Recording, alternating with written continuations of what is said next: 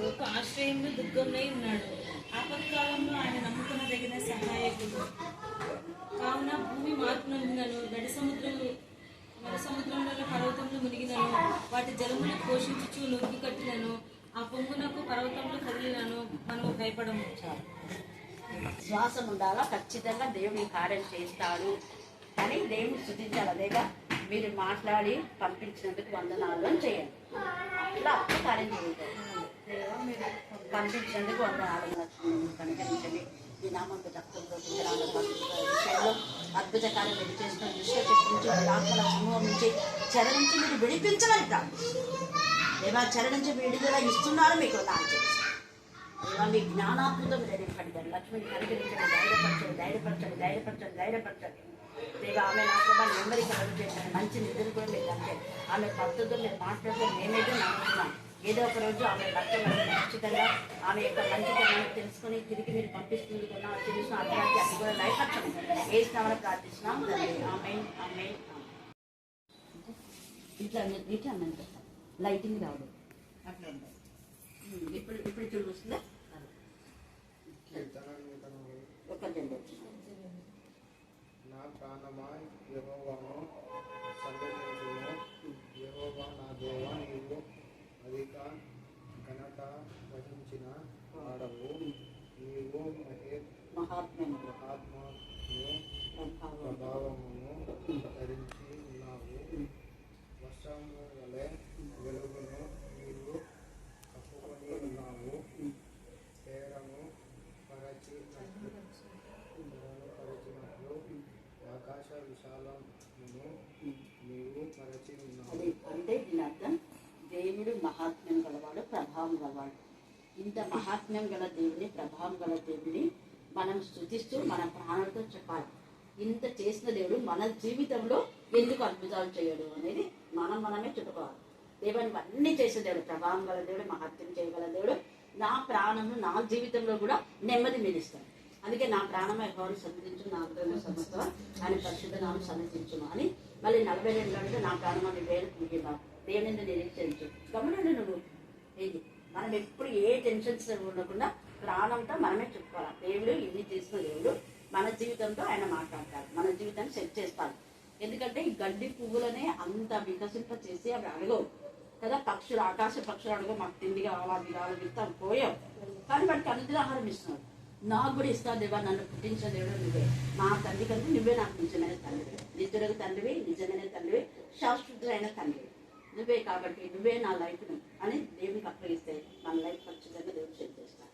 దేవుడు ఈ వాక్య భాగం దీవించి ఆశీర్వదించుగాక. ఆమె బాబుని ముఖ్యంగా ఇది చదివి కండక్ట్ చేయాలి. ప్రభావ మీకు ఎంతగానో వర్ణాలు స్తోత్రం చెల్లించుకుంటున్న శ్రేష్టమైన నాయకుల భాగాన్ని దేవ నా ప్రభా నూతన సంవత్సరంలో మీరు పెద్ద కుమారునికి ఇచ్చిన విధానం బట్టి మీకు ఆలోచన వాగ్దానం ఇచ్చి వాగ్దానం నెరవేర్చే దేవుడు.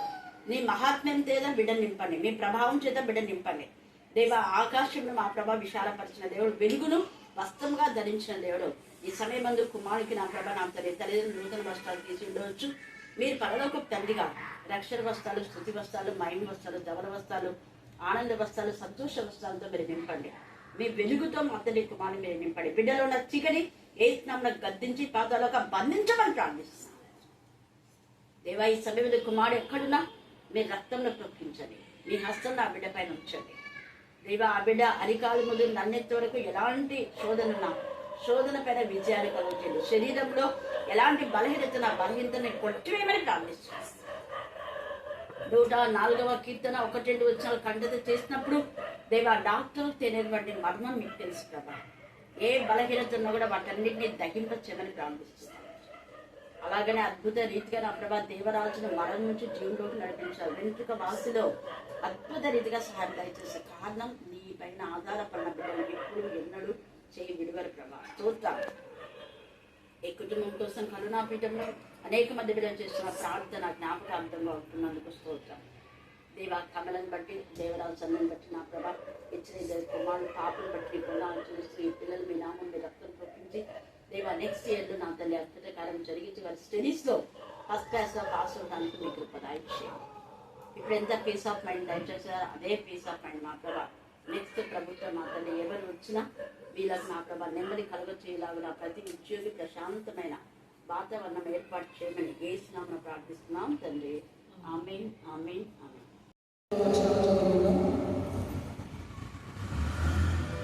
మూడికి చేత వర్తమానం పంపువాడు కాళ్ళు తెగగొట్టుకొని విషం త్రాగిన వాడితో సమానుడు. కృంటివాడి కాళ్ళు పట్టులేక ఉన్నట్లు మూర్ఖుల నోట సామెత పాటిలేనును.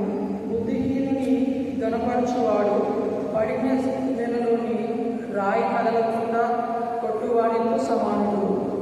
మూర్ఖుల నోట సామెత మత్తును కొనుగొని వారి చేతిలో ముళ్ళు గుచ్చుకొనున్నట్లు అధికముగా నొందిన వాడు సమాప్తం చేయవచ్చును. మూర్ఖుని వలన కలుగు లాభము నిలువదు, కూలికి వానికి పిలిచిన వాడు చెడిపోవు. దేవుడి లేఖన భాగాన్ని దీవించును గాక. ఆమేన్. నేను మీ చేత పంపబడిన దూతలతో ఉండడానికి మీకు విశ్వాసం దాయించడానికి ప్రార్థిస్తున్నా. మీ చేత పంపబడిన దాసుతో ఉండడానికి మీకు విశ్వాసం దాయించడానికి ప్రార్థిస్తున్నా. మీ చేత పంపబడిన సేవకుల్లో ఉండడానికి మీకు విశ్వాసం దాయించడానికి ప్రార్థిస్తున్నా. దేవా, మీరు రక్షకుడితో ఉండి నా తండ్రి, దేవా, మా ద్వారా మీరు అందించిన లేఖన భాగాన్ని ప్రార్థన ప్రతిదీ నజరేయుడైన యేసు నామములో ప్రతి ఒక్క వ్యక్తిలో ప్రతి కుటుంబంలో దేవా మీరు నెరవేరుస్తుంటే కూడా తెలుసిన మనుషాత్మ అమితాత్మ యేసు నామములో అందించే మాత్రగా పాటించినవని కూడా తెలుసిన మానవ తలపులో పద్ధతులు దైవోపదేశంలోని బోధించే ప్రతి దుర్బోధ నుంచి విడిపించిన దేవాన్ని కూడా తెలుసిన ఇలాంటి కాల సమయంలో మా ప్రభునాథనే ఈ యొక్క మే మాసంలో మీ సన్నిధాన్ని పెట్టడంలో కూడా మీరు ఉంచారు. అందుకు మీకు అనేకసారి వందనాలు చెల్లిస్తున్నాం. దేవ జూన్ మాసంలో ప్రవేశించబోతుండగా మీ సన్నిధాన్ని జ్ఞానం వివేకం సమేతుంది బిడ్డలు మీరు దయచేయండి. ముఖ్యంగా ఇంటర్ మాస్టర్ బిడ్డలు మాత్రమే కాలేజీలో హాస్టల్లో ఏ విధంగా ఏ సబ్జెక్ట్ ఎంపిక చేసుకోవాలో దేవా మాత్రమే ముఖ్యంగా వారి ప్రతి విద్యార్థికి వారి తల్లిదండ్రులకు జ్ఞానం దయచేయమని ప్రార్థిస్తున్నాం. అలాగే ఈ సమయంలో మా విద్యార్థులందరూ కూడా మేము జ్ఞాపకం చేసుకుంటున్నాం. మా విద్యార్థులు ఎక్కడ ఉన్నప్పటికీ నా ప్రభునాథనే నీకు విరోధమైన పాపం నుంచి విడుదల పొందాలని మీకు దయచేయండి. దేవా వారు ఎక్కడున్నారో మాకు తెలియదు కానీ నా ప్రభా ఎక్కడున్నారో ఏదో ఒక విధానంలో తండ్రి వారు తడువునాడి నా ప్రభా మీరు సురక్షకుడని మీరు సృష్టికర్తని మీరు నిజమైన దేవుడని తెలుసుకొని నా ప్రభా పాపం అస్తించుకొని చెడుతనాన్ని విసర్జించి నా ప్రభా నీ సాక్షులుగా సాధనగా ఉండే భాగ్యములు దయచేయమని ప్రార్థిస్తున్నాం. దేవా మీకే స్తోత్రం, మీకే స్తోత్రం, మీకే స్తోత్రం, మీకే స్తోత్రం, మీకే స్తోత్రం, మీకే స్తోత్రం. ఇంకా అనేక మంది అన్యజనులు మీరు పంపిస్తున్న దేవాన్ని కూడా చేస్తున్నాం. అలాగే మా ప్రభా నివేమని అవుతుంటే కూడా మీ జ్ఞానాత్మకం నింపమని ప్రార్థిస్తున్నాం. దుష్ట శక్తుల్ని లయపరచండి తండ్రి. దేవా స్తోత్రం. చదవన లేఖన భాగం ఆశించి విరిచి మా అందరి జీవితాల్లో మీరు ఫలింపచేయమని మూర్ఖ ప్రవర్తన మూర్ఖ స్వభావము మా నుంచి లయపరచండి. ఎవరు మూర్ఖులుగా ఉంటే ఏం జరుగుతుంది నా ప్రభా స్నేహితులుగా ఉంటే ఏ ఆశీర్వాదం వస్తుందని ఈ రాత్రి కాలంలో నాతో మాతో మీరు మాత్రమే మాట్లాడుతున్నందుకు మేము నిష్పిస్తూ నడిపిన మాతని దేవా బిడ్డలు బట్టి నీకు వందనాలు చెల్లిస్తూ వాక్యం చదివిన వారిని బట్టి పాడిన వారిని బట్టి ప్రార్థించే వారిని బట్టి నీకు వందనాలు చెల్లిస్తూ నజరేయుడైన యేసు శక్తి గల నామమున ప్రార్థిస్తున్నాం తండ్రి. ఆమేన్, ఆమేన్, ఆమేన్. ఈరోజు మన ధ్యాన అంశం ఏంటంటే మూర్ఖ ప్రవర్తన. మరి చెప్పండి, అందరు గట్టిగా చెప్పాలి. వాక్యం విన్న తర్వాత మనం మూర్ఖ ప్రవర్తనలో ఉన్నామో లేదో మనమే క్యారీ చేసుకోవాలి. మూర్ఖ ప్రవర్తన ఉంటే ఏమవుతుంది, మూర్ఖ ప్రవర్తన లేకుండా సాధు స్వభావం ఉంటే ఏం జరుగుతుంది అనే విషయాలు మనం తెలుసుకోవాలి. ఈ యొక్క సమయంలో చదవన లేఖన భాగం పేరు సామెతలు మనం చదివినప్పుడు మీరు విన్నారు. 26వ అధ్యాయము 6వ వచనం చదవండి. ఇక్కడ ఏం చెప్తుందా అంటే మూర్ఖుని చేత వర్తమానము పంపువాడు కాళ్ళు తెగగొట్టుకొని విషము తాగిన వారితో సమానం. సామెతలు వాళ్ళు రాస్తారు కదా. జ్ఞాని అయిన సొలొమోను ఎంత జ్ఞానయుక్తంగా రాస్తాడంటే అంత జ్ఞానయుక్తంగా రాస్తాడు. సామెతలు అంటే మనకు బుద్ధి కలగజేసేది. ఏంటి సామెత కనుక చెప్పండి, మళ్ళీ చెప్పాలి ఇంకా గట్టిగా. చూడండి నిన్న ఎంత చక్కగా అసలు శాలలో ఎంత బాగా ఉంది కదా సామెతల గురించి. చక్కగా చదివింది ఎన్నిసార్లు చదివిందో తెలియదు. అట్లా చదివితేనే తప్పులు లేకుండా వాస్తవాలు మనం తెలియజేస్తాం. బాగా చదవాలి, ఊరికే వచ్చి వాక్యం చెప్పడం కాదు. చదవాలి, అబ్జర్వ్ చేయాలి, వాక్యం మన జీవితంలో అలవర్చుకోవాలి. నిజంగా మా బ్రతుకులు ఎలా ఉన్నాయని ఆత్మపరిశీలన చేసుకొని ప్రకటిస్తే చాలా చాలా ఫలభరితంగా ఉంటుంది. దేవుడు కూడా ఆనందిస్తుంది.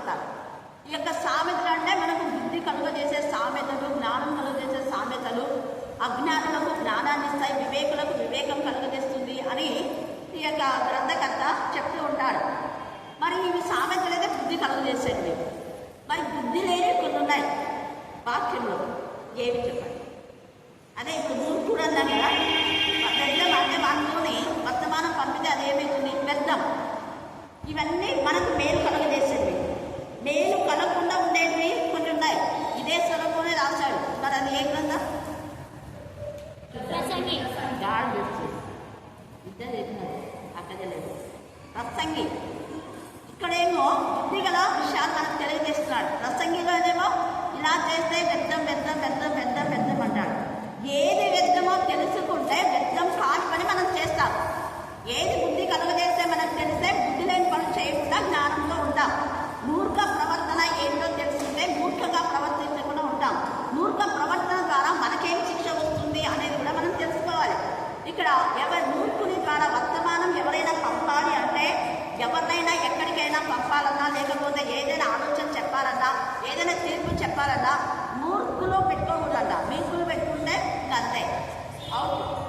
ఇక్కడ మూర్ఖ ప్రవర్తన కలవాడు అని మనకు తెలిసినప్పుడు ఖచ్చితంగా వ్యక్తి యొక్క వ్యక్తిత్వం మనకు తెలిసే ఉంటుంది. వాళ్ళు మన ఇంట్లో పిల్లలు కానివ్వండి, పెద్దలు కానివ్వండి, ఎవరైనా కానీ ఈ మూర్ఖ ప్రవర్తన కలవాడితో ఏదైనా ఒక ఉపదేశం కానీ, ఏదైనా ఒక పని చెప్పినా, ఒక మంచి వర్తమానం చెప్పినా, ఫలాన్ని చేసుకోరాపో అని చెప్తే అది ఎలా ఉండదంట అంటే కాళ్ళు తెగగొట్టుకునే విషయం తాగేవాడు. చూడండి, అంటే ఎవరైనా కాళ్ళు తెగొట్టుకునే ఎంత బాధ ఉంటుంది, చచ్చిపోయే వరకు బాధ. ఊరికే విషయం తాగితే అంత బాధ ఉండదు, అంటే అంత తెలివి తక్కువ ఉండదు. ముందే విషయం తాగితే చచ్చిపోతే అది పెద్ద బాధ ఉండదు. కానీ వాడు విషం తాగాలనుకున్నాడు, మళ్ళీ ఏం చేస్తున్నాడు? కాళ్ళు తెగ కొట్టుకొని విషం తాగుతున్నాడు. ఎంత అవివేకం, ఎంత బుద్ధి వ్యర్థం. అవివేకమైన ప్రవర్తన మూర్ఖుల దగ్గర. మనలో మూర్ఖులు ఎవరైనా ఇలా ఉన్నారేమో, కాళ్ళు తెగ కొట్టుకొని విషం తాగే తెలివి తప్పదు. అయితే మంచి వాళ్ళతో సమాచారం పంపిస్తే ఎలా ఉంటుంది? ఆ మంచి వ్యక్తులు ఎవరు మీరు చెప్పాలి. బైబిల్ స్టైల్లోనే క్వశ్చన్స్ వేయాలి. మనం ఒక టాపిక్ తీసుకుంటే టాపిక్ పైననే మనం వేయాలి, కానీ టాపిక్ గురించే ఉండాలి, కానీ టాపిక్ను డైవర్ట్ చేయకూడదు. ఎవరు మెసేజ్ చెప్పినా కూడా. ఇప్పుడు మన యొక్క అంశం ఏంటి? మూర్ఖ ప్రవర్తన. మూర్ఖ ప్రవర్తన లేకుండా మరి మంచి ప్రవర్తన గల వారితో సమాచారం పంపిన వాళ్ళు ఎవరు? ఎవరు లేరా? గాడ్ ఎలియాజరు. అసలు ఎలియాజరు గురించి ఆలోచిస్తే చాలా చాలా చాలా ఎన్ని ఆత్మీయ సత్యాలు మనకు బయటపడతాయంటే అన్ని ఆత్మీయ సత్యాలు బయటపడతాయి. మీరు ఆదికాండం 24 చదివితే చాలా చాలా విషయాలు ఎలియాజరు గురించి మనం తెలుసుకోవచ్చు. ఎలియాజరు ఒక దాసుడు. దాసుడైనటువంటి ఎలియాజరుకు ఈ యొక్క అబ్రహాము తన యొక్క కోడలు ఏం చేయాలంట? ఏర్పాటు చేయాలి. అంటే ఎవరికి నచ్చాలి కోడలు? చెప్పాలి, గట్టి చెప్పారా? అబ్రహాము యొక్క కోడలు లేదా ఇస్సాకు యొక్క భార్య ఎవరికి నచ్చాలి? గట్టి చెప్పారా? ఇంకా గట్టి చెప్పండి, ఇంకా గట్టిగా. మరి ఒక దైవ దాసుడికి ఏదైనా నచ్చింది చేయండి చేస్తున్నారా? ఎలియాజరు పరిశుద్ధాత్మకు గుర్తు. ఎలియాజరు పవర్ఫుల్ వెపన్. ఎలియాజరు నమ్మకమైన దాసుడు. యజమానునికి ఈక్వల్గా ఉన్నాడు. ఇంకా చెప్పాలనుకుంటే యజమాను కంటే ఎక్కువలాగా ఉన్నాడు. ఒకవేళ అబ్రహాము వద్దని చెప్పే ప్రసక్తి లేదు. అప్పుడే అన్నాడు, అయ్యగారు మీరు పంపుతున్నా నేను వెళ్తా, మీరు ఏం చెప్తారు చేస్తా. ఒకవేళ ఆమె రాకపోతే ఎలాగా అన్నాడు. దాని నుంచి నువ్వు విడుదల పొందుతావు, ఏం పర్వాలేదే, నువ్వు వెళ్ళి నీతో పాటు దేవుని యొక్క నేను కాదు. ఎంత బాగుంటుంది అబ్రహాం అంటాడు. అక్కడ మీరు చెప్పండి, అది నీతో పాటు నేను కాదు వచ్చేది. ఎవరొస్తారు? యెహోవా దూత. Thank God. చూడండి, అబ్రహాం ఆశీర్వదించబడిన వాడు. ఆశీర్వదించబడిన వాడి యొక్క ఆ యొక్క ఇంటిలో ఉన్నటువంటి దాసునికి ఎంత బ్లెస్సింగ్స్ ఉందో చూడండి. ఇంకా బంధువులకి ఇంత ఉంటుంది. లోతు ఇది గ్రహించలేదు. అవివేకి, మూర్ఖుడు. మూర్ఖ ప్రవర్తన ద్వారా వాళ్ళ భార్య లేదా పనివాడు చెప్పినప్పుడు గద్దించాలి. ఇదిగో నేను ఏమీ లేని వాడుగా ఉన్నప్పుడు మా యొక్క బంధువైన అబ్రహాము, నా తండ్రి లాంటి అబ్రహాము నన్ను పెంచాడు, పెద్ద చేసి ఇంత ప్రవర్తిస్తే మీరు తెలివి లేకుండా మాట్లాడతారా అని గొడవలు కలుగజేస్తున్న వాడిని గద్దించాలి. కానీ గద్దించలేదు. గద్దించకుండా వాళ్ళకు సపోర్ట్ చేసినందుకు ఈ రాత్రి పరిశుద్ధాత్మ మాట్లాడుతున్నాడు. అవివేకంగా మూర్ఖంగా ప్రవర్తించే వాళ్ళతో మన ద్వారా మేలు పొందుకొని మేలు పొందినటువంటి వాళ్ళ పక్షంగా ఎవరైనా మాట్లాడితే వాళ్ళు ఉన్నదంతా పోతుంది. గుర్తుపెట్టుకోండి. దానికి కారణం లోతే. లోతు ఆలోచించి అక్కడ చెప్పాలి. మూర్ఖంగా ప్రవర్తించారు చెప్పాలనుకుంటే. తర్వాత లోతు నీతిమంతుడని రాయబడింది. ఇంకా పేతురులో మనం చూస్తే ప్రతిరోజు నీతిగా తన మనసును నొప్పించుకుంటున్నాడు. అంతవరకు బాగానే ఉంది. నీతిమంతుడు తన మనసును రోజు అక్కడ ప్రవర్తన చూసి నొప్పించుకుంటున్నాడు. అక్కడికి పోయేంత వరకు అది ఏదేలాగానే అతను కనపడింది. కళ్ళకు మంచిగా కనపడింది, రమ్యంగా కనపడింది. నీ కళ్ళకు రమ్యంగా ఉంటుంది, లోపల కూర్చు. మేడి పండు చూడు, మేడి మేయిండు గొడ్డలు చూస్తే పురుగులు అప్పుడు కనపడతాయి. అంతవరకు కనపడకుండా యేసు ప్రభుల వారు ఇస్కరియోతు యూదా మంచిగా దొంగ అయినా కూడా మాట్లాడలే అని రానిచ్చాడు. ఇస్కరియోతు యూదా బ్రతకంతా తెలిసి ఏసైపు తెలిసి కూడా ఎందుకు ఇస్కరియోతు యూదాను శిష్యునిగా అలౌ చేశాడు అంటే ఒక ఆశ. మాట్లాడేమో ఒక ఆత్మని నశించడానికి ఏసైకి ఇష్టం లేదు కదా. ఇక్కడికి వచ్చినాకనే మాట్లాడేమో, ఈ సహవాసన బతుకు మార్చుకుంటారేమో అని ఒక అవకాశం ఇచ్చాడు. అవకాశాన్ని చేదార్చుకున్నాడు. తద్వారా గురివేయబడింది. పేగులు బయటకు వచ్చినాయి. భయంకరమైన మరణం. అందరు చీచి అనే మరణం. ఈ లోతు కూడా అంతే. తనకు తానే అసహించుకుంటున్నాడు లోతు. ఎలియాజరుకున్న బ్లెస్సింగ్స్ లోతుకు లేకపోయినాయి. అక్కడ లోతుకు ఎంత ఆధిక్యత చూడండి. లోతు వద్దంటే వద్దు, లోతు చేయమంటే చేసేలాగా అంత పవర్ ఇచ్చాడు ఎలియాజరు అబ్రహాం. అందుకని అక్కడికి పోతే వాళ్ళు అంటారు కదా, యెహోవా చేత ఆశీర్వదించబడిన వాడ లోపలికి రా. ఎంత మంచి మాట చూడండి. ఎందుకంటే దేవుడు చెప్పాడు, నిన్ను ఆశీర్వదించేవాడిని నేను కూడా ఏం చేస్తాడు, ఆశీర్వదిస్తా. అబ్రహాం సర్కిల్లో ఉన్నాడు, సర్కిల్ దాటి బయటికి పోలా. అదే శపితమైన కోరహు వాళ్ళ దగ్గర ఉన్న వాళ్ళు, మీరంతా దూరం రండి, దూరం రండి, దేవుని ఉగ్రత వస్తుంది, ఆ కాను యొక్క దాడి నుంచి ఎవరున్నా కూడా వాళ్ళంతా పక్కకు వచ్చేసేయండి, లేదంటే మీరు కూడా అక్కడే ఉంటారు. నేను ఆ బాబా చెప్పిన ఒక మంచి ఇది బాగానే చెప్పింది. అంటే దొంగలను ప్రేమిస్తారు, తాగుతులు ప్రేమిస్తారు, ఎవరి వాళ్ళతో స్నేహాలు చేస్తారు కదా. దేమిత్రి అనేవాడు నుంచి మనకు చాలా ఇదిగా చెప్పింది. అక్కడ 3వ యోహాను మీరు కూడా చదువుకోండి. మంచి సాక్ష్యం కలవారుగా మనం ఉన్నామా? ఆత్మలో ఎదిగేవన్నీ చెడగొట్టేవారుగా ఉన్నామా? సంఘంను చెడగొట్టేవారుగా ఉన్నామా? సంఘంను కట్టేవారుగా ఉన్నామా? కుటుంబాన్ని చెడగొట్టేవారంగా ఉన్నామా? కుటుంబాన్ని కట్టేవారంగా ఉన్నామా?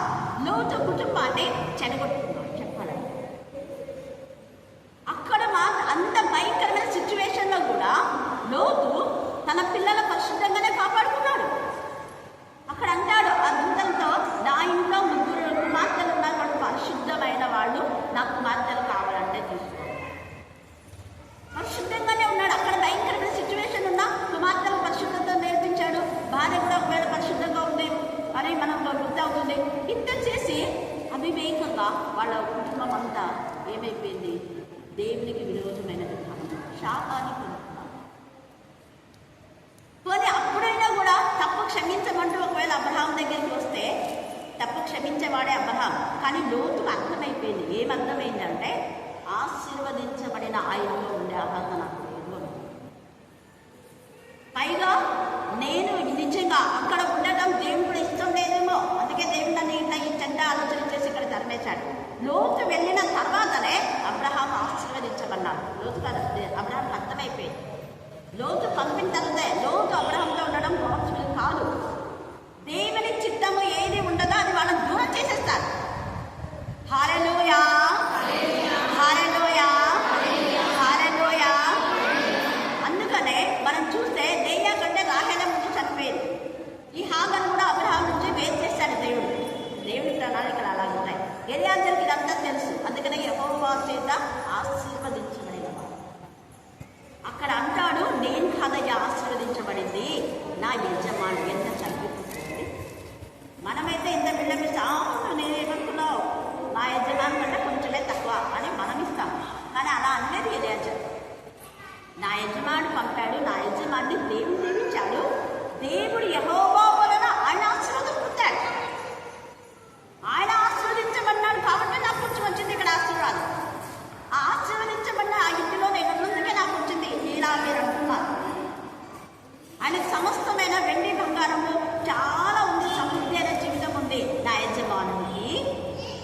అన్నీ చెప్పేశాడు.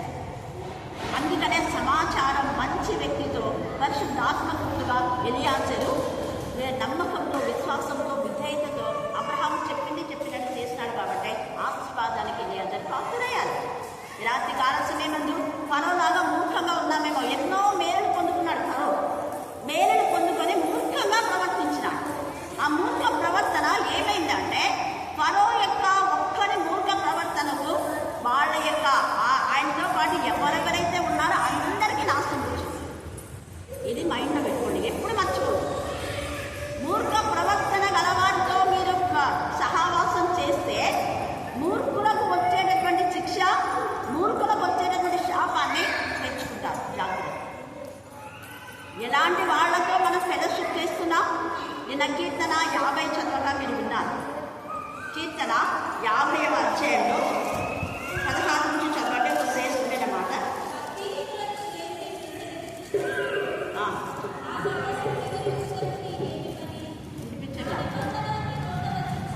భక్తిహీనులతో దేవుడు సెలవిస్తున్నాడు, నా కట్టలు వివరించేటప్పుడు భక్తిహీనులతో నేను చాలాసార్లు చెప్పిన, భక్తిహీనులన్నా, మూర్ఖులన్నా, అబద్ధికులన్నా, దొంగలన్నా కూడా, వ్యభిచారులన్నా, ఇంకా చాలా ఉంది. గలతీ 5:19 ఉన్న క్యారెక్టర్స్ అన్ని మీకు ఉంటాయి. అందుకనే దేవుడు వెంటనే అక్కడ 19లో ఆ క్యారెక్టర్ చెప్తున్నాడు. మన తర్వాత పరిశుద్ధంగా ఉండబిడ్డ క్యారెక్టర్ చెప్తున్నాడు. అలాగనే మనం చూస్తే చాలా చోట్ల చాలాసార్లు తండ్రి అనే దేవుడు 2 విషయాలు క్యారీ చేసి నీతో నాతో మాట్లాడు. వెలుగు ఫలమేంటో ఉంటుంది, చీకటి ఫలమేంటో ఉంటుంది. చీకటి క్రియలు ఏమో ఉంటాయి, వెలుగు క్రియలు ఎలా ఉంటాయి. అలాగనే భూ సంబంధమైన జ్ఞానం ఏంటో చెప్పు, పర సంబంధమైన జ్ఞానం ఇదేని యాకోబు 3:15-17లో. అలాగనే మనం చూస్తే గలతీ 19:22 ఎంత చక్కగా తేటగా ఏ గుంపులో మనం ఉన్నాం. మూర్ఖులు, భక్తిహీనులు వీళ్ళందరూ కూడా భయము, భక్తి లేదు కాబట్టి వాళ్ళు ఇష్టానుసారంగా జీవిస్తే దేవుని భయం లేకుండా వాళ్ళు ఏం చేస్తారంటే ఎవరితో పడితే వాళ్ళతో స్నేహం చేస్తారు. చదవండి అమ్మా. నా కట్టలు వివరించేటప్పుడు నీకేమి పని? నా కట్టలు వివరించుటకు నీకేం పని? నా నిబంధన నీ నోట వచించదవేమి? నా నిబంధన, మూర్ఖుల నోట దేవుని నిబంధన వచించకూడదు. వచిస్తే ఇదిగో కాళ్ళు తెగగొట్టుకొని ఆ విషయం తాగిన వాళ్ళలాగానే ఉంటుంది ఆ బోధ. ఇంకా దిద్దుబాటు నీకు అసహ్యం కదా? దిద్దుబాటు చేసుకోవాలి. ఫస్ట్ మనం ఎలా ఉన్నాం? క్రీస్తులో ఉన్నామా? క్రీస్తుతో ఉన్నామా? ప్రభు వారసుగా మనం ఉన్నామా? యెహోవా చేత ఆశీర్వదించబడిన వారంగా ఉన్నామా? అప్పుడే ఇతరులకు మనం ఆశీర్వాదకరంగా ఉంటాం. అందుకని ఇక్కడ దిద్దుబాటు నీకు అసహ్యం కదా? నీవు నా మాటలను నీ వెనుకకు త్రోసివేసేదావు. నీవు నా మాటలను గద్దిస్తే గద్దింపునకు వెనుకకు త్రోసివేశాడు. మొదటి దొంగ చక్కటి ఉపమానం చెప్పింది నిన్న. ఎంత ఇంటికి ఆ పాప అసలు బైబిల్లో ఎన్నిసార్లు ఇసిరి పడేసిందంట. చాలా మంది చెప్పారు బైబిల్ అంటే అంత ప్రేమించేది, బైబిల్ ఇసిరి పడేసింది. భయంకరమైన సిచ్యువేషన్. కానీ ఇప్పుడు బైబిల్ గుండెలు కలుపుకుంటుంది. హల్లెలూయా, హల్లెలూయా, హల్లెలూయా. అందుకనే ఇక్కడ పరిశుద్ధాత్మ దేవుడు మాట్లాడుతున్నాడు. చూడండి, ఇంకా చదువు. నీవు దొంగను చూచినప్పుడు వాడితో ఏకీభవించదు. దొంగతో ఏకీభవిస్తున్నావు. ఎలియాజరు ఆశీర్వదించబడిన వాళ్ళతో ఏకీభవిస్తున్నాడు. లోతు అక్కడ సొదొమ గొమొర వాళ్ళతో ఏకీభవించాలని అనుకున్నాడు. అబ్రహాముని వదిలేశాడు. మేలు చేసిన అబ్రహాముని ఈయనకు అవసరం లేదు. ఈయనకు ఎవరు కావాలి అంటే తన జీవితాన్ని శాపంతో నింపే వాళ్ళే కావాలి. వాళ్ళే మంచిగా అనిపించింది. ఇక్కడ దొంగలు చూసి వాళ్ళతో నువ్వు ఏకీభవిస్తున్నావు. రాత్రి కాల సమయమందు దొంగలు నువ్వు సపోర్ట్గా పెట్టుకుంటున్నావా? దొంగలు నీ దగ్గర ఉంచుకుంటున్నావా? దొంగలతో నీ సహాయం కోరుతున్నావా? దొంగలతో కలిసి నువ్వు దేవునికి విరోధమైన పనులు చేస్తున్నావా? దేవుని మందిరంలో కానీ అవుట్ సైడ్ దొంగను చూచి నువ్వు వాళ్ళతో ఏకీభవిస్తున్నావు. తర్వాత వ్యభిచారులతో నీవు వ్యభిచారులతో సాంగత్యం చేస్తున్నారా? మనం దొంగను చూస్తే ఈ 2వ దొంగ గురించి చెప్పాలి. అదే అక్కడ ఫలాని వ్యక్తి దొంగని ఖచ్చితంగా తెలుస్తుంది. మన ఇంట్లో కానీ బయట కానీ ఎవరైనా కానీ వీళ్ళు దోచుకునే వాళ్ళు, వీళ్ళు దొంగలు అని తెలిసినప్పుడు మనం 2వ దొంగ గురించి చెప్పాలి. అతని పరలోక రాజ్య వారసుడైన ఇంకొక దొంగ నరకానికి వెళ్ళాడు. బరబ్బా గురించి చెప్పాలి. అతను బాగుపడ్డాడు. ఇస్కరియోతు యూదా మరి భయంకరమైనటువంటి విధానంలో చచ్చాడు. ఈ దొంగల గురించి చెప్పాలి. మనం బరబ్బా లాగా ఉన్నావా? 2వ దొంగలాగా ఉన్నావా? లేక మొదటి దొంగలాగా ఉన్నావా? ఖచ్చితంగా దొంగలు కనపడినప్పుడు దొంగల గురించి చెప్పాలి. ఆ కాడు దొంగిలించాడు బంగారు, అది నీది కానిది నువ్వు తీసుకుంటే అది ఎప్పటికీ నీకు వర్కౌట్ కాదు, ఆశీర్వాదం కాదు. అది కష్టార్జితమును దేవుడు ఆశీర్వదిస్తాడు. అది ఏదైనా ఇతరులది మనం ఆశించకూడదు. అందుకనే ఇక్కడ వ్యభిచారుడితో నువ్వు సాంగత్యం చేస్తున్నావు. ఇంకా తర్వాత కీడు చేయవలని నోరు తెరుచున్నావు. కీడు చేయవలని నీ నోరు తెరుచుకున్నావు. నీ నాలుక కపటం కల్పించుచున్నది. నీ నాలుక కపటం కల్పించుచున్నది. నీవు కూర్చుండి సహోదరుని మీద కొండములు సహోదరుల మీద కొండం చెప్తున్నావు. నీ తల్లి కుమారుని మీద నిందలు మోపుచున్నావు. నువ్వు నిందలు మోపుచున్నావు. ఇట్టి పనులు నువ్వు చేశాను మౌనంగా ఉన్నాడు దేవుడు. నీకు శిక్ష రాలేదు అని గర్విస్తున్నావేమో, ఖచ్చితంగా వస్తుంది. ఇట్టి పనులు నువ్వు చేసినా నేను మౌనంగా ఉన్నాను, వీటన్నిటిని ముందు పెట్టి దేవుడి ఉగ్రత చూపిస్తాడు. అది 23 దాకా మీరు చదువుకోండి. ఇవన్నీ నువ్వు చేసినా నీ యొక్క అక్రమ కార్యాలన్నీ కూడా ఎవరు చూడలేదులే, ఎవరికి తెలియదులే, నువ్వు చేసే ప్రతి పనులన్నిటిని ముందు పెట్టి దేవుడు అప్పుడు అడుగుతాడు. న్యాయకర్త అయిన దేవుడు, నువ్వు దేవునికి విరోధంగా చేసి మళ్ళీ నువ్వేం మాట్లాడుతున్నావు అంటాడు. నీ కుటుంబం సరిదిద్దుకోలేక మూర్ఖంగా ఉండి మూర్ఖ ప్రవర్తన. ఇందాక పిల్లలు ప్రేమ ప్రేమ పాట పాడారు. ప్రేమ అంటే ఏమి? ఛాన్సార్ ప్రేమకు నిర్వచనం చెప్పండి. ఏంటి ప్రేమ అంటే? గట్టి చెప్పండి, ఇంకా గట్టిగా అందరికి వినపాల, బయట కూడా వాక్యము అని చెప్తున్నావు. ఆ వాక్యము నిజంగా దేవుని ప్రేమ నీలో ఉంటే దొంగ నీ దగ్గరకు వచ్చినప్పుడు అరే నువ్వు దొంగగా ఉన్నావు, నీ బ్రతుకు ఇలాగా ఉంది, అక్రమమైన మార్గంలో ఉంది, దేవునికి విరోధంగా ఉంది, పాపం మార్గంలో ఉంది, నరకానికి వెళ్తావురా, ప్రేమ ఉంటే చెప్తావు. వాడు నరకానికి పోతాడని తెలుసు కదా. వాళ్ళ ప్రవర్తన దేవునికి విరోధంగా ఉంది అంటే ఖచ్చితంగా వాడు నరకానికి పోతాడని తెలుసు కదా. తెలిసి నువ్వు చెప్పకుండా వాళ్ళతో సహవాసం చేసి వాళ్ళతో బాత్కాన్ని కొట్టి వాళ్ళతో టిఫిన్ డిన్నర్లు చేస్తే దేవుని ప్రేమనా? అది దేవుని ప్రేమనా? నీ ప్రేమ ఉందల్లో మీరు దొంగ బిడ్డలుగా ఉన్నాను అని కూడా లేఖనం. మనం చెప్పాల్సింది ఇది. అలాని వాళ్ళు దేవునికి విరోధమైన అక్రమ సంబంధాలు ఉన్నాయి. ఖచ్చితంగా ఆ యొక్క వేషానోరు లోతైన గొయ్యి, అది కూడా సామెతల్లో ఉంది. అవన్నీ మనం చెప్పాలి లేఖన పాఠం. తాగుబోతులు కనపడితే తాగొద్దు, నీ శరీర బాడీ పార్ట్స్ అన్ని పాడైపోతాయి. ఖచ్చితంగా చెప్పాలి మనం. వాళ్ళు ఎవరైనా కాదు. ప్రైజ్ ఎలా అన్నారు, నాకు తాగొద్దు కొంతమంది నమస్తే మా అంటాడు. ఇంకా ఎంత కాలం తాగితే ఇంకా ఇప్పుడే ఇలాగ అయిపోయినారు, ఇంకా అన్న మానుకోండి అని చెప్తాను నేను ఖచ్చితంగా. ఎందుకు నేను ఈ మాట చెప్తున్నా అంటే చెప్పకపోతే దేవుని లెక్క అనుకున్నాను.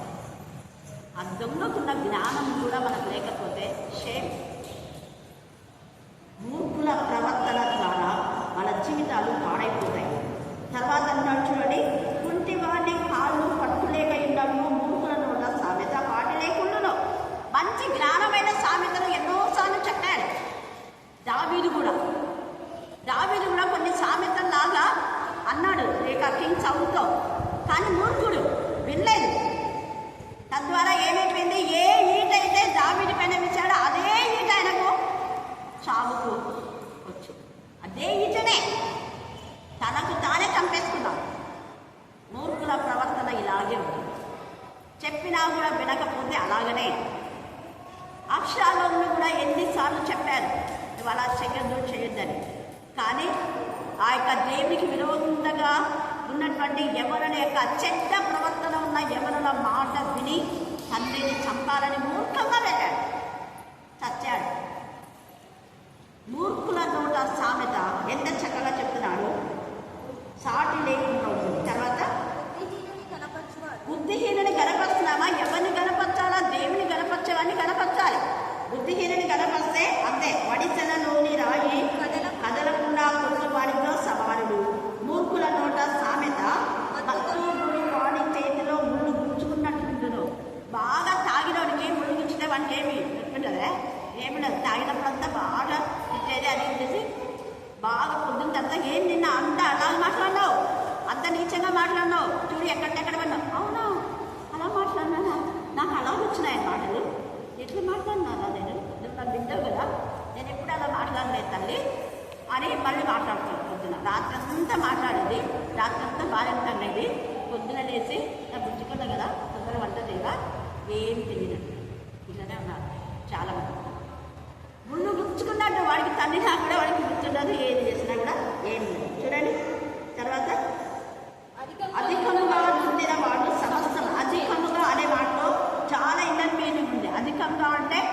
దేవుడి పైన నమ్మకం ఉంచిన వారు అంటారు.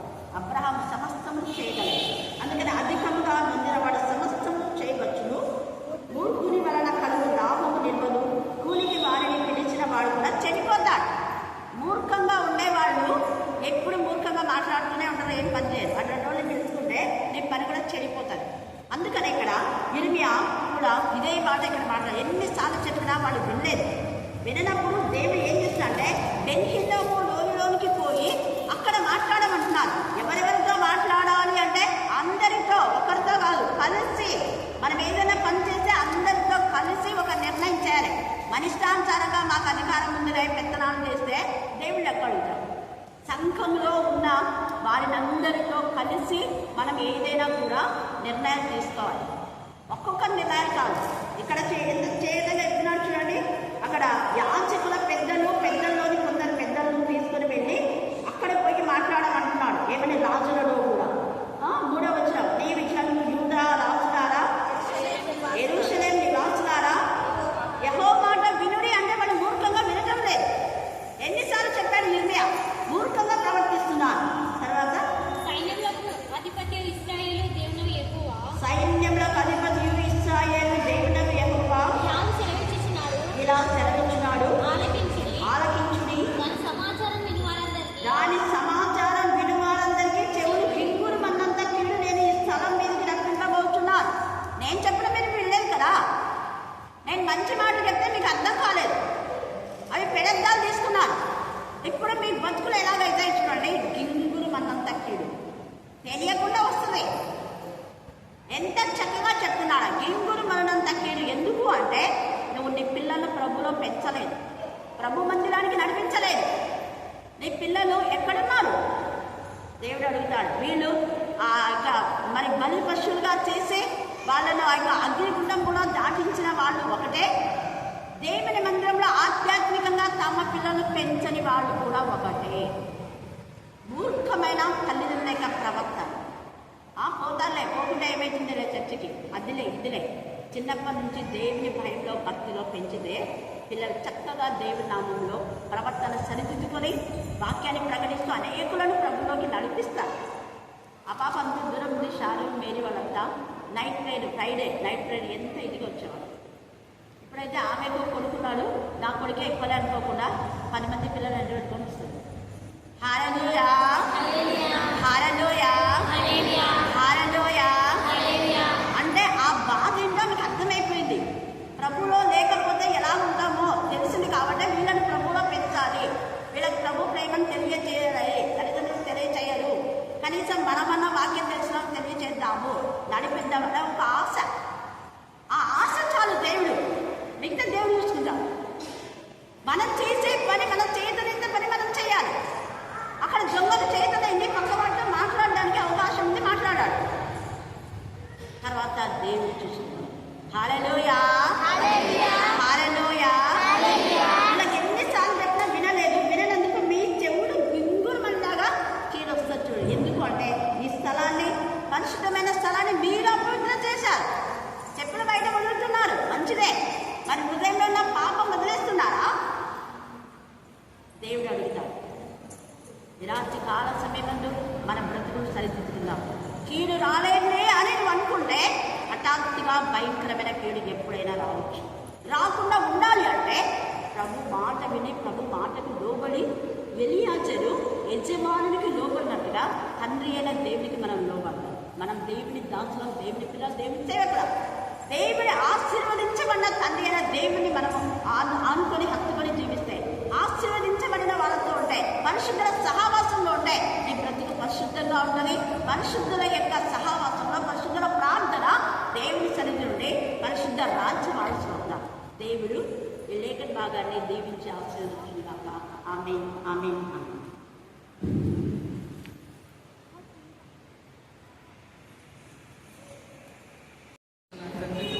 గొప్ప ధన్యతను బట్టి మీకు వందనాలు ప్రభువా.